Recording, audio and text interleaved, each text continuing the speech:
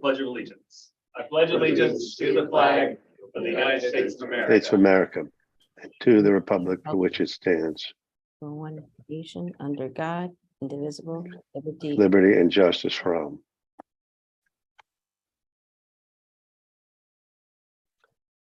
Okay, next item is the Thank you, Joe. consent agenda. The recommended action is approve the following items which are included in the consent. 7F, special education. Do I have a motion? Yes. Thank you, Joan, and thank you, Colleen. Second. Colleen, one. Any discussion? Changes? If not, vote.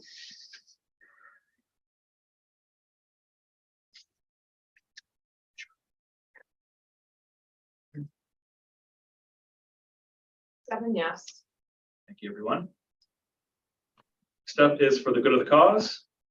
Do you have any emails, letters, carrier pigeons? I did not get any idea about. All right, and nothing in the information for the public section. So there is, I guess, information for the public and the information for the boards and public sections. All right, next up is budget performance report. Get away, Dana. Okay, you have several documents you were given. First documents is the budget performance report in terms of revenue and expenses.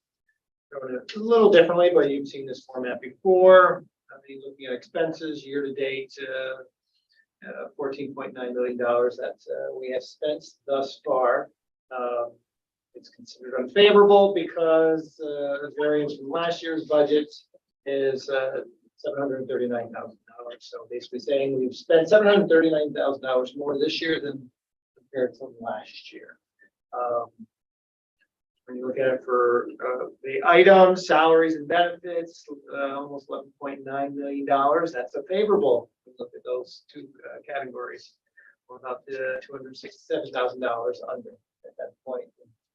Salaries and benefits make up about 80% of our budgets.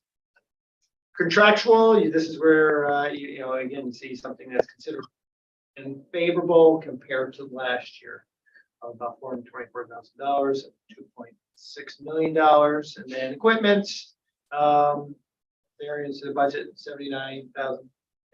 We've expended $150,000 to date. So the charts just kind of show you this information and broken down, and it kind of looks, you know, even, you know, nice thing it is, it shows you, it compares it over the last 5 years, so you can kind of see how it's been trending since back to 2019. So that's nice because you can get that 5-year comparison, you know, with these various categories, and you can obviously see the areas where when it comes to COVID and things like that in the budgets where those are the lowest. So we are trending higher than we were last year, but if you remember, we had about a $900,000 surplus last year off the budget. So I've said it a few times now, things are costing more, but we are truly back in full swing, and we are spending what's in our budgets. The very bottom, you'll see, again, it breaks down those categories in terms of dollar amounts. I've shown you over the period of 5 years. And then you look at that and you see the big red number, equipment in 2019. I wouldn't read much into that.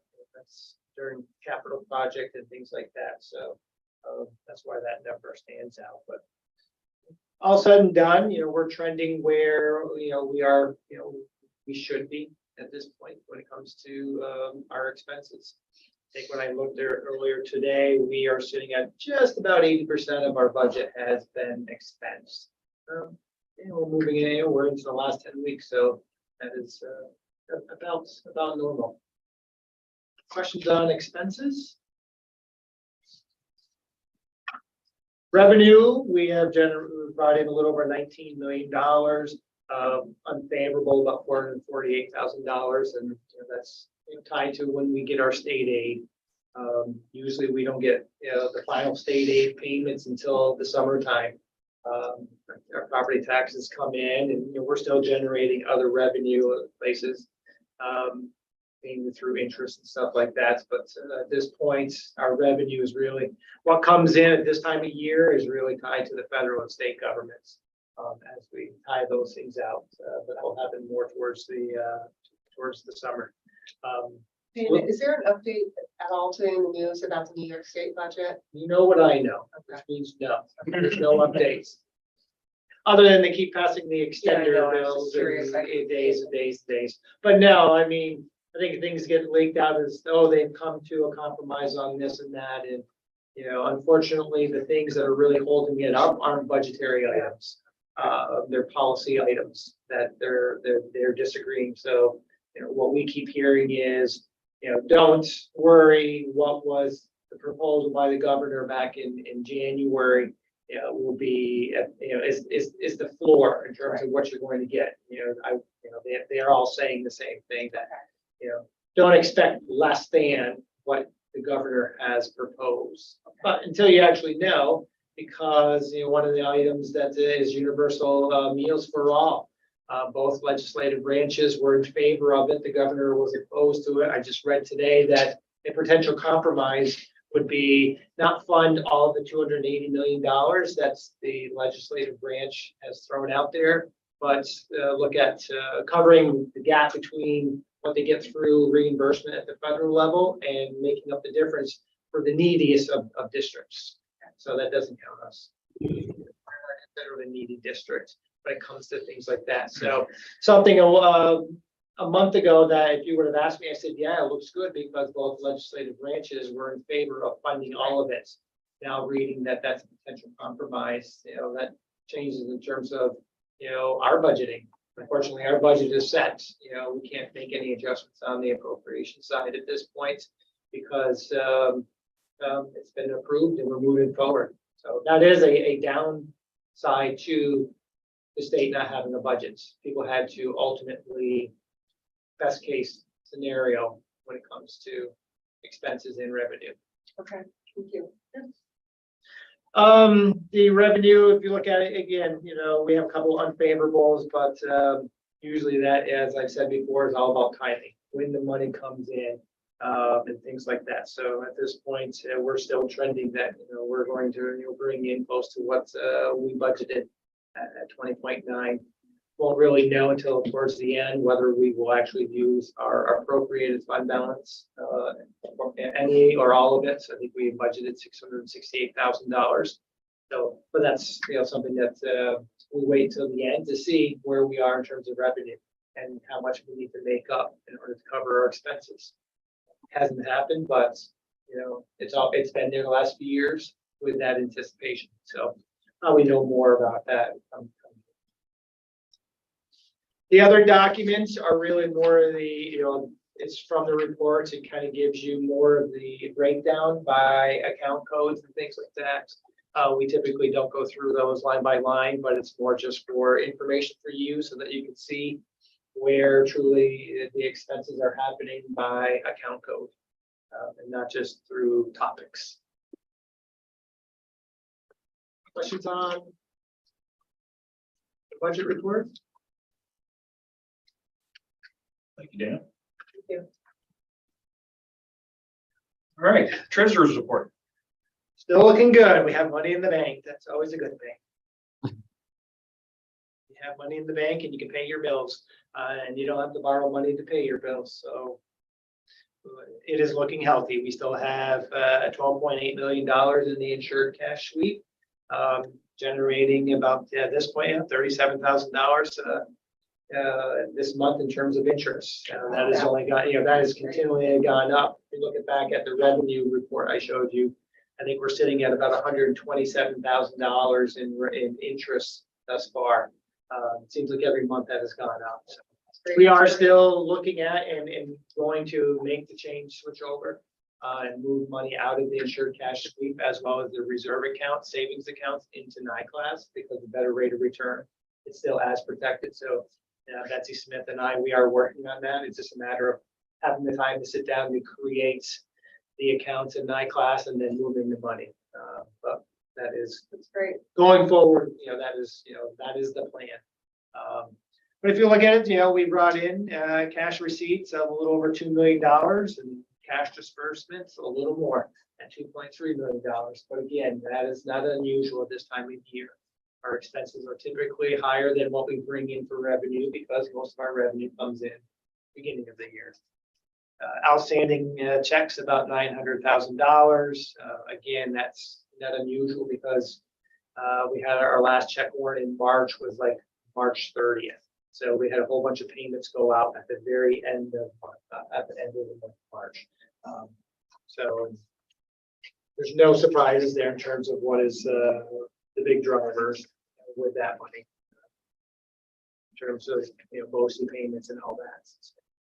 But we're still sitting, treasury report, which is always good, healthy cash flow, healthy reserves. Which is nice because we're a fortunate district that over the summer months and all that, when the revenue is sparse, we are able to keep paying things and move along as if it's a normal year with that because we have a healthy fund balance. Questions on the treasury report?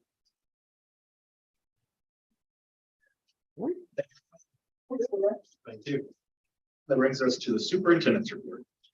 We've had our first week of state testing. So the ELA tests were administered 3 through 8. 4th and 5th grade students took them computer-based for the first time.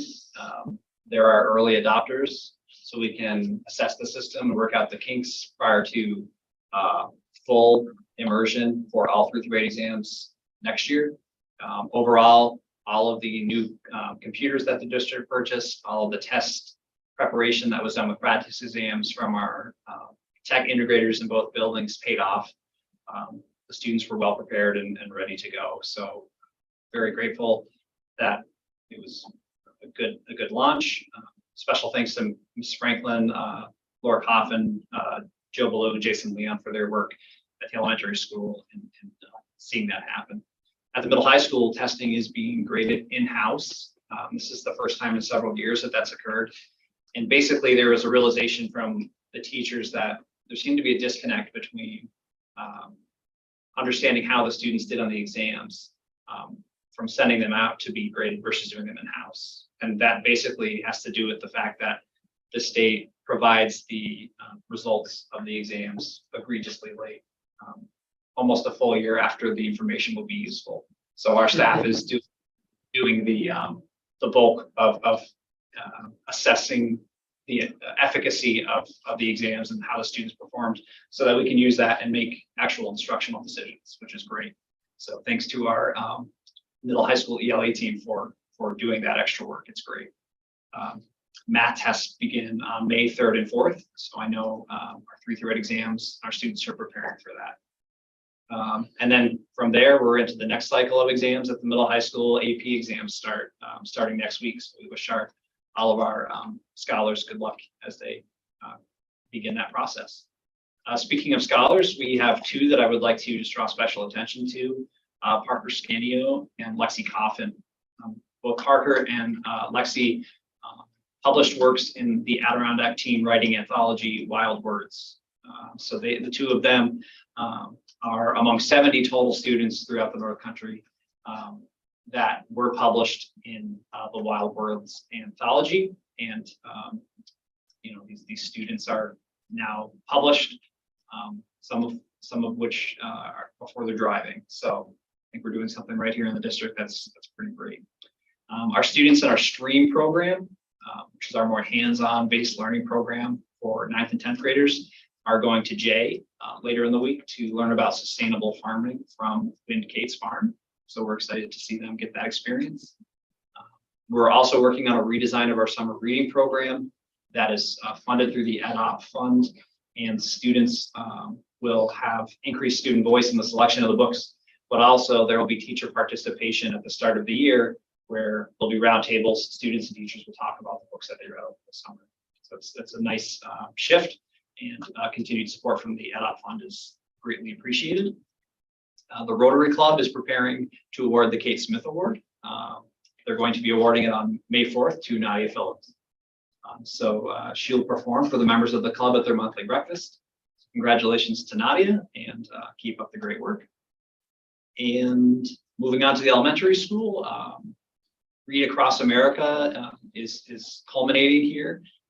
One of the surprises for the students, you may recall, we had a 70-something degree day on Friday, and they got an extra hour of recess to spend outside reading in areas of nature. So we're always trying to mix it up for the kids to promote literacy and the outdoors. The DEC also came and presented to the second grade about what they do and different educational opportunities for students in the park. Fifth grade, speaking of bees, learned about the birds and the bees in their health lessons, which started last week. And the school doctor also attended earlier in the week to conduct mandatory school physicals. So lots of ground covered at the elementary school. In athletics, Mr. Burdick has been trying to secure every window in between rain and snowstorms and fighting the good fight. The size of that window. So today we're all hands on deck. We have contests with the track team in Beekmantown, the girls modified and varsity lacrosse team playing against Ogdensburg at home, boys lacrosse at Salmon River, baseball, varsity baseball and softball are home against Shazy. So whenever we can find an opportunity to compete, we do. Our grounds crew and Nikki Corson have been outstanding in getting the field shipshape at the horse show grounds. And also Butch Martin in the town has done a wonderful job preparing the municipal tennis courts and the lacrosse fields for our athletes. So we thank all of our partners and all of our employees for that hard work in subpar conditions. Our community schools program still moving forward with lots of new exciting programming. Still presently working on summer offerings for our students and also looking at a second round of adult education classes. Those were wildly popular, had nearly 60 participants from the community in those classes. So Mr. Clark is preparing some new ideas with regards to that. Also, the fifth grade students and the student service group are going to work on a Parks Day where they'll work with the North Belleville Parks Department to clean up 4 of our parks throughout the district.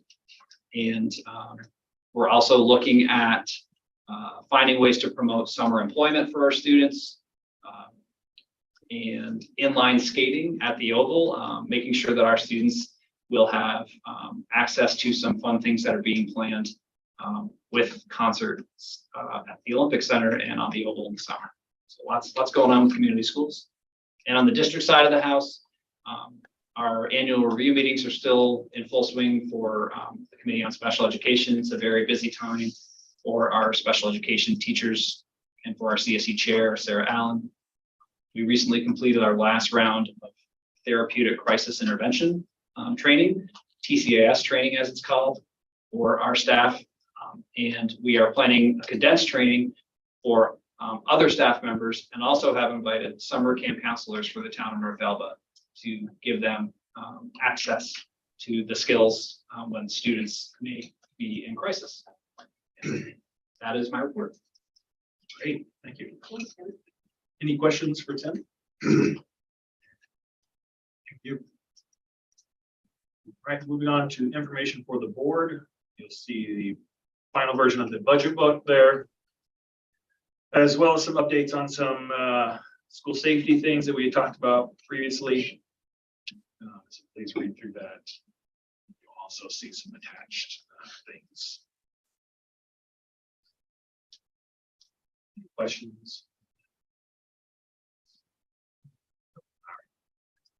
Moving on to super eval. So it's that special time of year. You may feel that tingling in your toes. I certainly do. And, so just a broad timeline to discuss my annual evaluation. This meeting marks the first point, and this is just to ensure that all members of the board feel confident that they can get into the platform of Super Eval. And if you have any issues getting in, any password snafus or anything, feel free to take the next couple of weeks to contact Karen with regards to that. Over in between budget sessions and such, I will be working on finalizing my assessment portion. I intend to have it done by May 9th. And then from there, the board will have about 2 weeks to to review that information and complete their portions of the evaluations. The last few dates correspond to the final board meetings that we have in June. So for June 6th, the board would meet with Dan in exec to discuss everything and compile a single evaluation. Dan would then sit down with me sometime prior to the 14th of June, and then at the 20th, all of that would be final.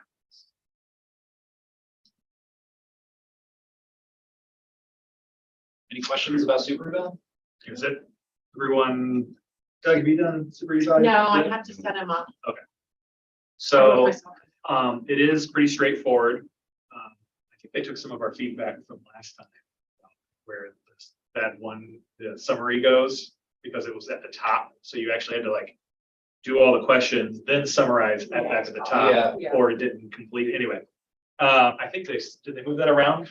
Or they also forced you to comment or attach. Yeah. Right. Oftentimes when it was not necessary, so. Yeah. So anyway, but it is basically an online anonymous evaluation thing. We do it for Tim, and then we do it also for the board once a year. Yeah.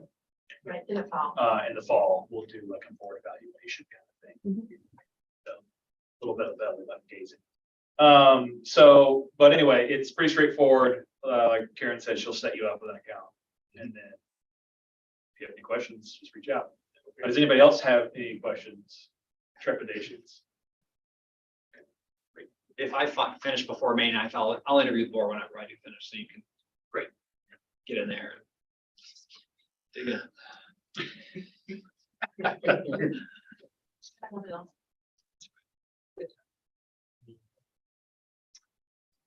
Right, any other discussion on that? Not, we'll move on. 5A minutes is in the consent agenda. Takes us to 6A, the personnel consent agenda. The recommended action, approve the following items which are included in the personnel consent agenda.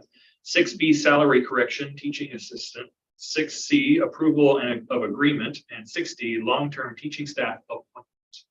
Do I have a motion? I'll motion it. Dan beat you by like a millisecond there, Colleen, but we'll let you have this. Okay, it's Dan fast. moved, Colleen second. Any discussion, removals before we vote? If not, vote please.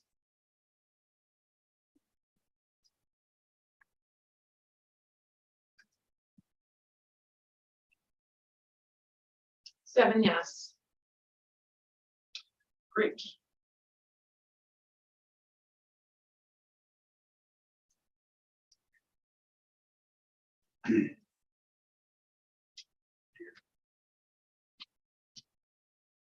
So the next one here, other action item 7A, Teacher Appreciation Week.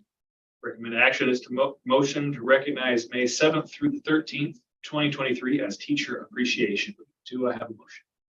Yes. Thank you, Colleen. One second. I'll second. Thank you, Joan. Did I read this paragraph? Okay. No. All right, if we'll vote there, Just information. I'll just start reading everything. Seven, yes. Look forward to the opportunity to appreciate our teachers. We have great things planned. We do. Next. You don't have to, don't spoil it. Yeah, it should be surprised. Well, snow days. Yeah, there's. Wow, we almost had one today. Yeah. All right, so 7B, School Principals Day. Recommended action, motion to acknowledge May 1st, 2023 as School Principals Day. Do I have a motion? I'll motion. I it. move it. Second. Any discussion there? Just grateful to Mrs. Franklin and Ms. Lindsay for all the hard work that they put in. Especially this year when so many trips to DC and into the woods and you name it, were in addition to the regular obligations that they do so gracefully. So we're grateful for the work that they do. And I think that I could speak on their behalf and say that the best gift you could give them is everyone just be chill on a day. Just everybody just calm down. 7 yes. Excellent. Thank you very much, everyone. 7C, recommended action. Be it resolved that the Board of Education hereby adopts the administrative budget for the Board of Cooperative Educational Services of the sole supervisory district of Franklin, Essex, and Hamilton counties in the amount of $3,270,628 for the 2023-2024 school year. Do I have a motion? Yes. Dan? I feel like there's going to be discussion coming. So do I have a second? I'll Sure. second. Sorry, Colleen, you got that time change. You gotta, I know, I'm 3 hours behind, so, yeah.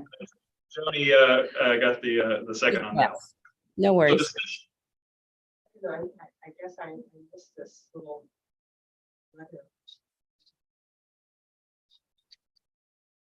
Yeah, so the gist of his letter. That's not, It looks like he's concerned that we were bearing the brunt of some huge increase. I'm just, so it's an increase of 7.44%. Which is above our tax cap, for sure.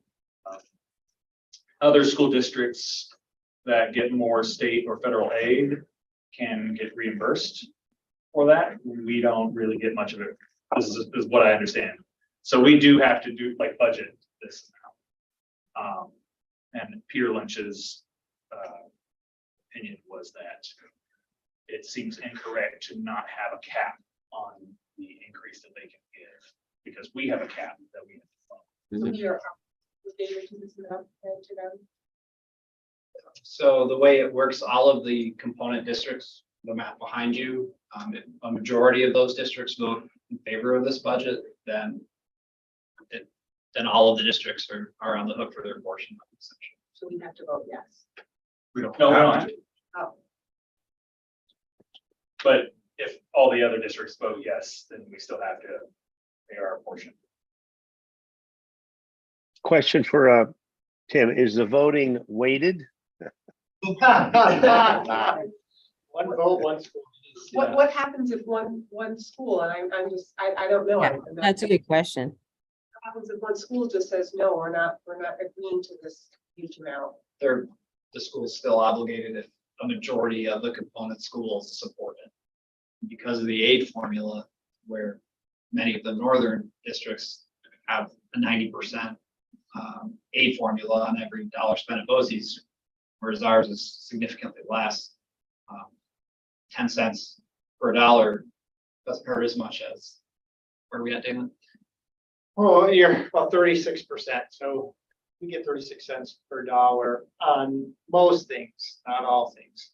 You know, the issue here, like with administrative, a lot of that is salaries, and per the formula, Jeff, you only get aid on the first $30,000 of a salary. So if you got someone making $90,000, we're only getting aid on their on the first 30,000. So 60,000 of their salary is being borne as an expense. There's no aid to it. Well, isn't it kind of almost like a lose-lose for like Placid? We're already at this bracket where we don't get a lot of state aid.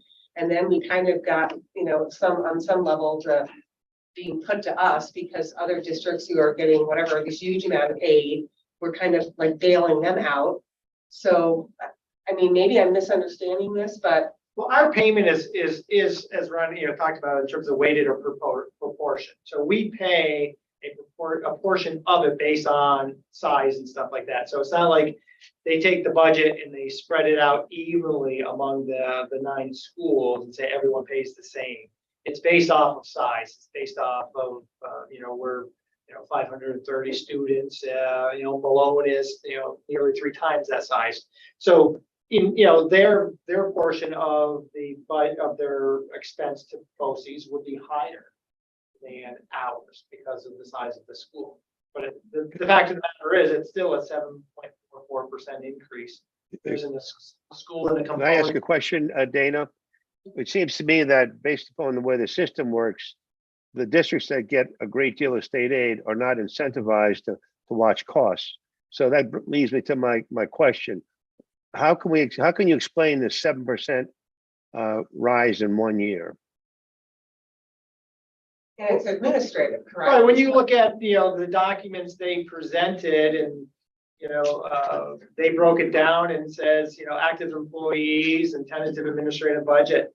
It looks like a 20.72% increase in active employees cost, a 60% increase in employee benefits, 12% for contractual and other expenses. So really, if you look at it, the brunt of their increase is through salaries and Personnel? benefits. It's personnel. Yeah, Look at it, that's with most, but in reality, I mean, you got almost a 21% increase. From what, not sitting on meetings and stuff, what I see that is adding positions at the administrative level. So they're adding positions that's, an additional whatever, assistant superintendent and all that. They're not necessarily adding teachers that will impact the learning of our students. It's about them running services that we may or may not use. But yet we are paying for. Yes, I mean, a great example is last year they created a position, a curriculum coordinator for the South End and North End. They never really filled the North End until the very end, but it's a position that's, it's a $90,000 position. I don't believe we've used that person's services once, but we have to pay for it because it's part of the administrative budget. But how can we in good conscience agree to this when we're already going to the taxpayers with a 3% increase? And then, I mean, Pete Lynch is pretty much on top of things, and to bring this to us, I mean, it may go through anyway, and it sounds like, damned if you do, damned if you're not, but it sounds like it's going to go through whether we are a yes, but I don't think I in good conscience could vote for this. Mine's going to be a no. yeah. I How- guess my question relates to that also. How tightly are we chained to them, and do we get a voice in the establishment of their budget, or do they just do it and then present it to us? Yeah. If we're paying that much money, do we get a voice in the decision making of the budget? These are board representative, but just like our process, they're administrators and business officials. They develop the budget and then they present it to their board, just like we do. Their board approves it or not, and then it goes out to the component schools. So they follow the Right. kind of process. I mean, we're taking it out to our voters. The component schools are their voters. I mean, they really just need 5 out of the 9 districts to vote yes, which that's the North End. Well, The way I look at it is, it's not advantageous for us generally to purchase services with such a low rate of return outside of the actual product, just the aid reimbursement. And so more often than not, we do those things ourselves, like the business office, for example. That's a service that BOCES will provide, but we do that in-house because, one, we feel that we do a superior job in-house without having all the extra bureaucracy. And we can control things and make sure that it's done the way that we would like to see them done. And two, like the aid is such that it's not a tremendous boon for the district to outsource it. The difference, though, is when it comes to programming like CTE. We're not going to install a garage bay so that we can service vehicles and set up an entire HealthLock suite. So from my perspective, because our aid rate is so poor, the direction that I think the district should be advocating for is to focus on programming and CTE and students and all of these additional programs that require administrators above and beyond those student services. Those services, other ones might be good for other districts who only have to pay 10 cents on a dollar, but for us, chances are we're not going to buy into them anyways because they're cost prohibitive for us, and we do things internally as a result. When you look at it and as Tim was saying, the administrative side, that's a lot of their services that we don't even utilize.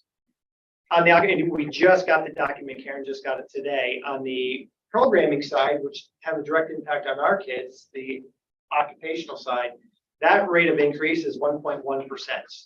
from last year. Granted, over the last 2 years, it was in double digits increase. I think last year was 14% increase, the year before was 17% increase. But that is based off of our participation. It's based off of a 5-year rolling enrollments. Our numbers have gone down because our enrollment is slower. So as a result, our increase isn't as high as it has been the past few years because we have fewer kids going. That is what we have a direct impact in. And as Tim said, the administrative side, we're using very little of those services, but yet we're on the hook for it because we're part of BOCES. They have like 2 high-end level central administrators running their business office, right? So, you know, fringe and salary, you're getting close to $250,000, and then it's a service we don't even buy into. So, and that's one of other, I mean, there's plenty like that. But how do we voice this? Or, I mean, we're just one single school. I mean, are there other schools voicing this concern too? Or the 4 others out of the 5 that don't, you know what I mean? Is anybody? So Mr. Lynch is our voice on the BOCES board, and I think he has been vocal since starting this year about this and how it affects our district a little bit differently. And then we vote, and that's our voice. Right, yes, Right. you can always By voting, yeah. voted it down. No, it just doesn't make any sense. There's obviously there are districts that are a benefit from this, that are Right. words of this, but where in this is there anything for the students in this, whatever, 21% increase? It's almost like Congress with their huge salary increases and doing nothing for the population. I mean, it's kind of a similar thing, but I don't know. Anyway. You know, when you look at it, you know, and Peter points it out excellently, is the fact that we are districts, and I brought this up in health consortium meetings where we are, as districts, we're tied to a cap. I mean, we have a 3% increase in our levy. Our budget itself is, not going up, less than 4%, 3.99%. Last couple of years, we've had, 2%. 3 years ago, we had 1%. But yet, BOCES, even because they're not bound to the same restrictions that the schools are, they can float out a 7% increase. And as long as they get a majority of the component schools to say yes, which they usually do, we could vote no. Historically, in the past, Saranac Lake at times has voted no. Then Tupper, but Tupper gets more aid than we do. But typically speaking, the schools in the north end that gets 80 to 95% back in state aid use the services. I mean, there are many districts out there that utilize their business office as part of to run their business office. All right, they're utilizing that service, but they're going to get an 85% rate of return back on their expenses. So it makes sense for them. It doesn't make sense for districts like us to support a 7.44% increase. That the fact that they say this is what's needed. We're sitting at a 3.99% increase. Our salaries are going up less than 3%. Benefits, we had to, argue and fight for a 3% increase in the health insurance where they wanted, they were, pushing, 4 to 6%. So, Well, I just don't think it's responsible to our taxpayers, so we're gonna go through with the other 5 groups, but we have to. Maybe we should have our concerns, bring them to the attention of Peter Lynch and let him know how we feel. I think he agrees. Well, I think maybe the other 4 I'm sure he does.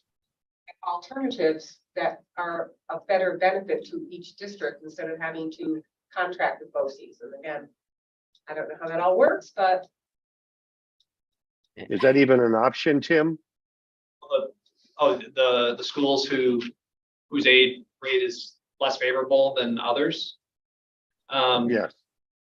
Not really. It's bound by legislation. That Right. Shared Yeah. services with Watermore District go through something called a cooperative service agreement, and then that is the jurisdiction and purview of the BOCES. So Okay. we Yep. wouldn't want to Bathwater, because we do get quality programming for our students, because and I think that's if we saw an increase in that, that's more understandable. Yeah. Saying Yeah, that's administrative. easy to swallow. Yeah. Weren't they talking about offering more programs, like back to, daycare provision? Am I correct about that? There's They there's a were- desire for the south end on the part of the BOCES to add new programming. They Right. have space limitations, so Okay.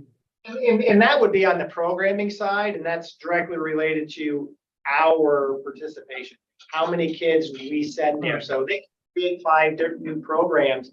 But if we're not sending kids to it and utilizing that programming, it doesn't cost us anything because we're not utilizing it. So that's Right. where, when you look at the programming side, if you look at the budgets, it's after the teaching component, there's occupational, which is $917,000, I think it's, what they said our expenses for next year. And, that is what is directly connected to our kids going over to the Ed Center, utilizing the conservation program, the PASS program, the New Vision program. So that's a legitimate, Right.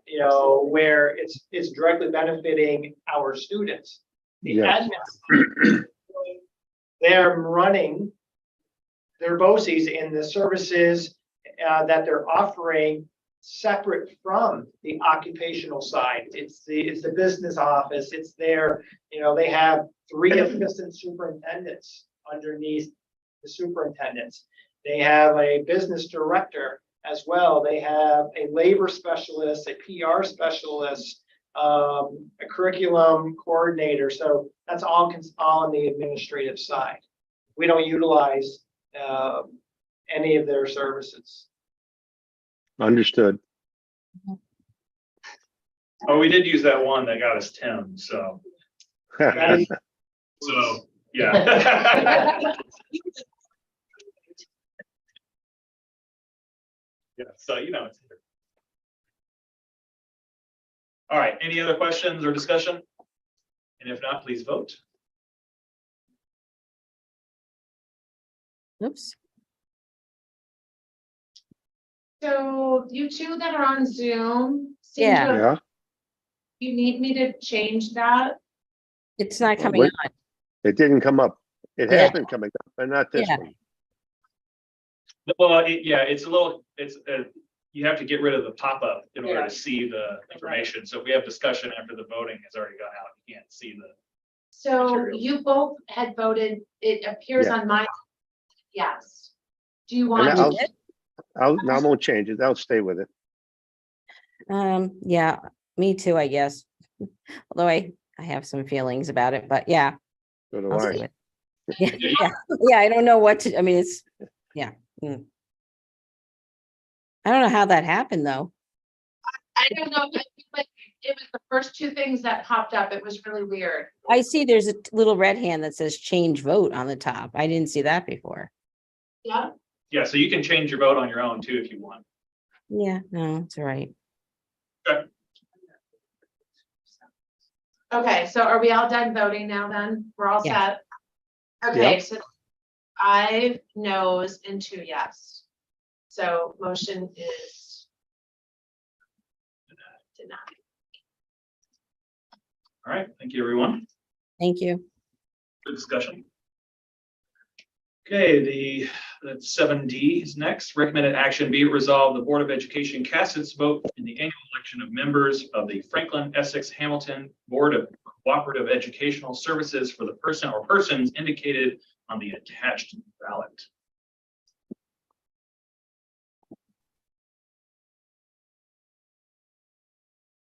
There are 2 vacancies.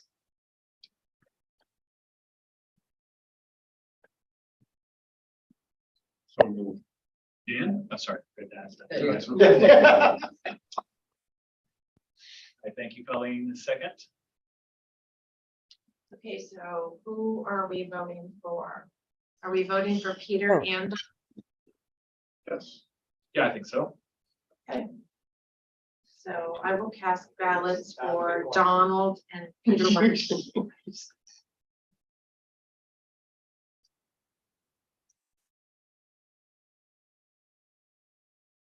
Thank them for their service. Sorry, if they get voted in. That's why I don't know if people don't know. They have to have people serve.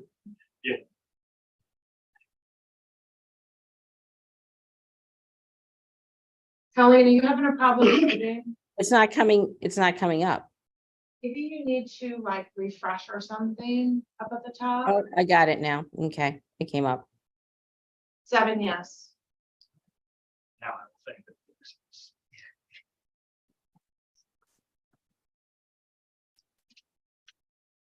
All right, that brings us to 7E, donation acceptance, excuse me.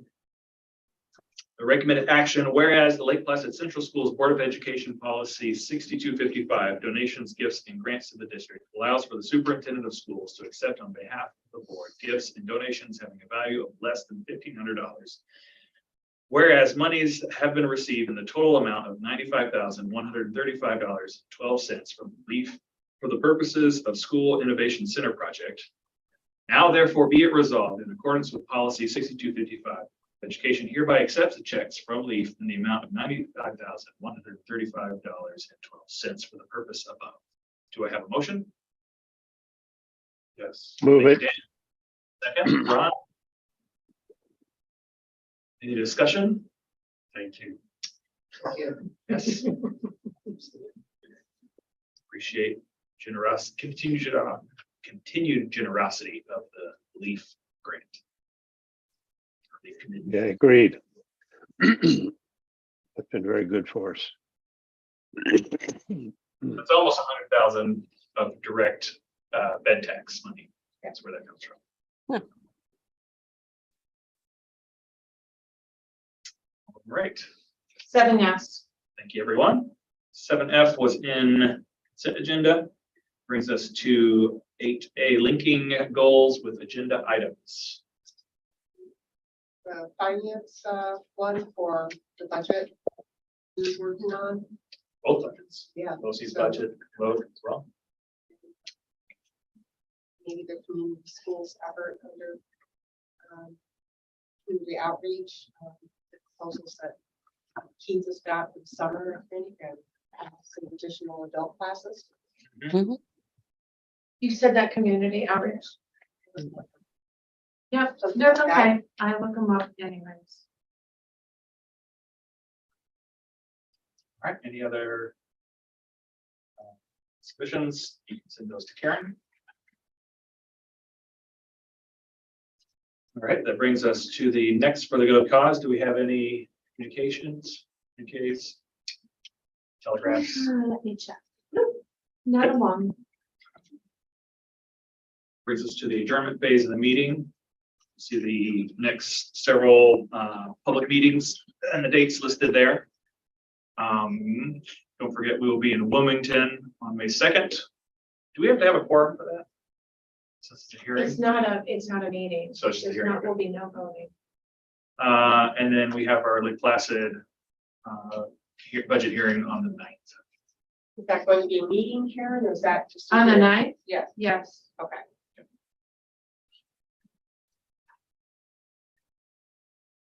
And then we will have the budget vote on May 16th. Go quickly. Any old agenda topics? Any new agenda topics? Then recommended action is a motion to adjourn the meeting. Do I have a motion? Yes. Thank you. A second? I'll second it. Thank you, Colleen. Pick one, whichever one you want.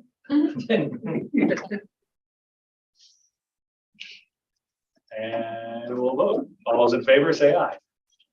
Aye.